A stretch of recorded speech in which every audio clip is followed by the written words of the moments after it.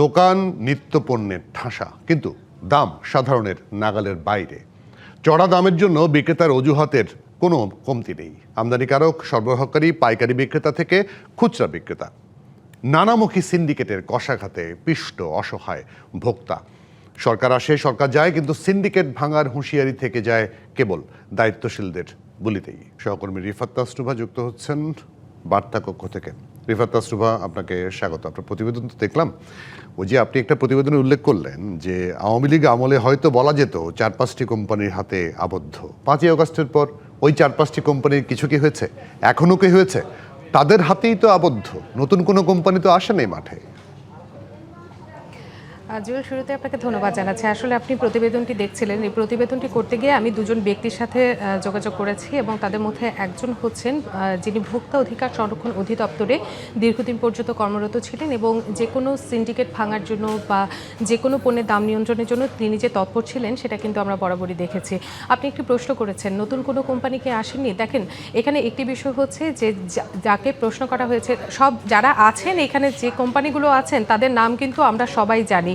আমরা মিডিয়া কর্মীরা যারা আছি তারা জানি, যারা এখানে কর্মরত আছেন এখানে আসলে যারা দায়িত্বপ্রাপ্ত তারাও কিন্তু জানেন। কিন্তু সেখানে একটি কথাই বলা হয়েছে যে এই কোম্পানিগুলো বাংলাদেশের ব্যাংকগুলোকে এমনভাবে নিয়ন্ত্রণ করছে, একই সাথে দেশের অর্থনীতিতে তারা একটি অত্যন্ত গুরুত্বপূর্ণ ভূমিকা পালন করছে। তাই তাদেরকে যদি ধরা হয় সেক্ষেত্রে দেখা যাবে যে দেশের অর্থনীতিতে একটি নেতিবাচক প্রভাব পড়ার শঙ্কা রয়েছে এবং এটি একটি সীমাবদ্ধতার জায়গা তো রয়েছে।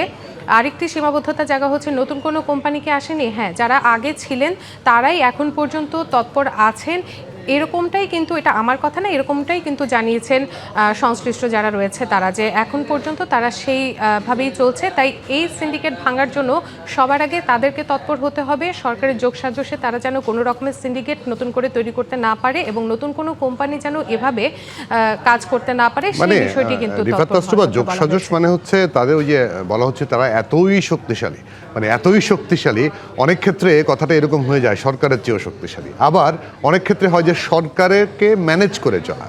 তো ম্যানেজ যদি হয়ে যায় তাহলে আসলে আমাদের আশাটা দুরাশার মধ্যেই থাকবে তো সবসময়, তাই তো?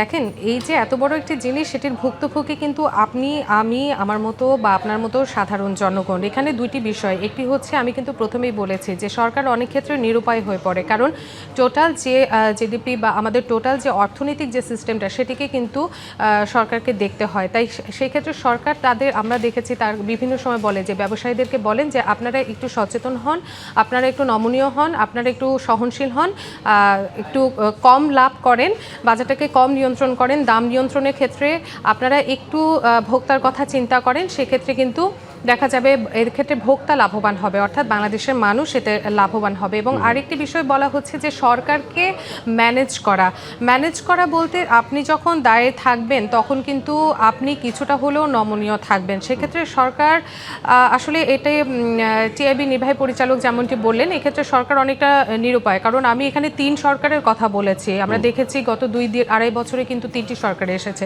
আওয়ামী লীগ সরকার আমল ছিল, আওয়ামী লীগ সরকারের পতনের পর অন্তর্বর্তী সরকার এসেছে, তারপরে বিএনপি সরকার, এবং 3 সরকারের অর্থ উপদেষ্টা এবং অর্থমন্ত্রী এবং যারা ছিলেন তাদের কথা কিন্তু আমি তুলে ধরেছি। তারা কিন্তু জানেন সিন্ডিকেটের কথাটি। কিন্তু একটি কথা তারা বলেছেন, আপনি যে প্রশ্নটি করেছেন যে তাহলে কি আমাদের এভাবেই থাকতে হবে, না, এই প্রশ্নটি আমারও ছিল। তারা বলেছেন এটি ভাঙা সম্ভব। সিন্ডিকেট তো শুধু বাজারে কিংবা এখন বর্তমানে যে জ্বালানি সংকট সেখানে না, সিন্ডিকেট তো বিভিন্ন জায়গায় বিভিন্নভাবে রয়েছে, চাঁদাবাজি রয়েছে, আরো বিভিন্ন। সম্ভব তো অবশ্যই, কিন্তু আন্তরিকতা প্রয়োজন। একদম পরিষ্কার। রিফাত তাসনুভা, আমি ছোট্ট করে আপনাকে জানতে চাই, ধরেন এই যে তেলের দাম বাড়ানো হলো, গ্যাসের দাম 2 বার বাড়লো 1 মাসের মধ্যে, এখন মন্ত্রী বলছেন যে তাতে দ্রব্যমূল্যে কোনো প্রভাব পড়বে না। এই কথাটা কেন বলতে হবে? আমি রিপোর্টার হিসেবে আপনার কাছে কি মনে হয়, এটি মানুষকে খালি বলি দিলে কি চলবে? মানুষ তো বোঝে যে অবশ্যই চাপটা পড়বে। আপনার যখন যানবাহনের ভাড়া বাড়বে তখন তো চাপ পড়বেই।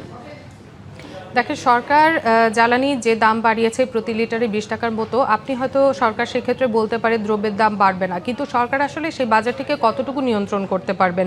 আমাদের এখানে বাংলাদেশে যে জিনিসটা আমরা দেখি যে বহুবার হাত বদল হয়, যে কোনো একটি জিনিস কৃষক পর্যায় থেকে ভোক্তা পর্যায়ে আসতে সেটি বহুবার হাত বদল হয়। সেখানে ট্রান্সপোর্টেশনের খরচ রয়েছে, সেখানে উৎপাদন খরচ, পর্যায় খরচ রয়েছে। তাই আমরা বিদ্যুতের উপর নির্ভরশীল, আমরা জ্বালানির উপর এই সমস্ত ক্ষেত্রে নির্ভরশীল। তাই যখন জ্বালানি দাম বাড়ানো হবে সেক্ষেত্রে যে কোনো পণ্যের ওপর তার একটি প্রভাব পড়বে, এমনটা কিন্তু আজকে আমরা রিপোর্টিংয়ে গিয়ে যেটা জানতে পেরেছি, ব্যবসায়ীরা আমাদের তাই বলেছেন যে এটার প্রভাব প্রত্যক্ষ বা পরোক্ষভাবে আসলে দ্রব্যের দামের ওপর পড়বে এবং আমাদের জীবনমানের ওপরে পড়বে।